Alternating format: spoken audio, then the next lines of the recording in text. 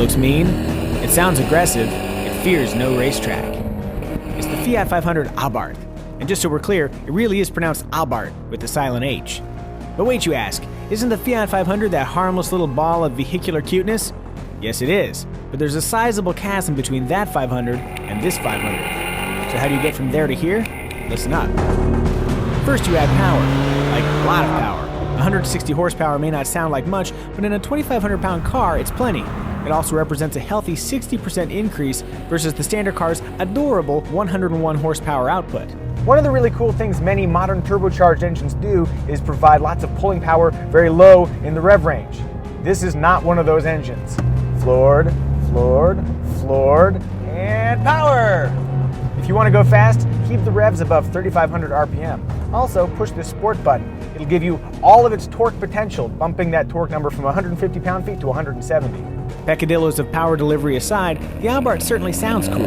All the sound and kinetic fury comes courtesy of a 1.4-liter turbocharged twin intercooled four-cylinder utilizing Fiat's multi-air technology. For those who are curious, multi-air enables precise control of the intake valves, maximizing torque and fuel efficiency. To deal with the extra oomph, the Abarth features beefier equal-length half-shafts that help reduce torque steer and torque transfer control, a feature that uses the front brakes to approximate the function of a limited slip differential. It should also be noted that the world's best drivers used both legs. As such, a revised 5-speed manual is the only transmission offered. A modern 6-speed would seem more appropriate, but based on our experience, the 5-speed works well enough. In preparing the Abarth, Fiat wisely addressed the whole machine, not just the engine. The brakes, for example, have been upgraded with larger front discs and nifty red calipers that squeeze high-performance brake pads. The suspension has also been heavily overhauled.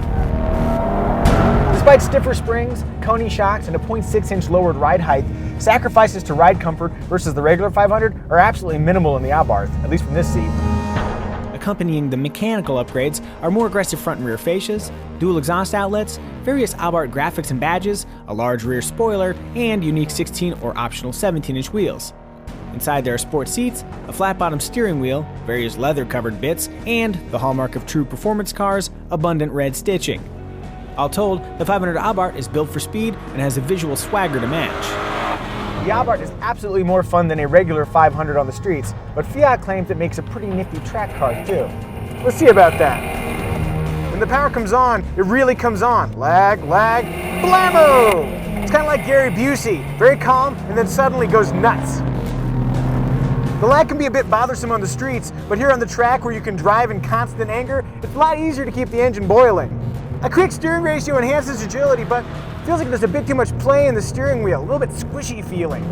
For a car like this that's going to be driven on the track, a bit more precision would be nice. On the other hand, the car can be balanced with the throttle or the brakes, which is a lot of fun to play with on these long, sweeping corners like this.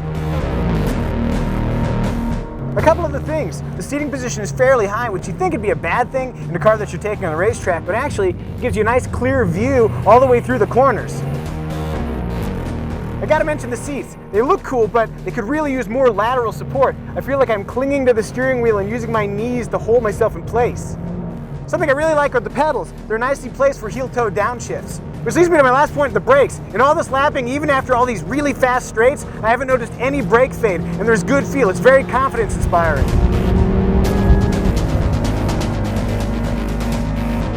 The Fiat 500 Abarth isn't crazy fast or wildly exotic, but there is an Italian charm to it. It's quick, it's fun to drive, super stylish, and it just sounds mean. Like any bad boy, the Abarth isn't perfect, but those imperfections give it character. They also represent opportunities for improvement that should be addressed by the forthcoming line of Fiat performance parts offered by Mopar.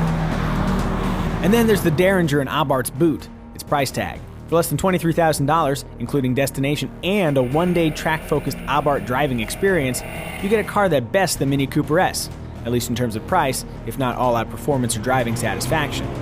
Bottom line, if you long for Italian performance and the prancing horse is out of reach, the Scorpion is happy to dance.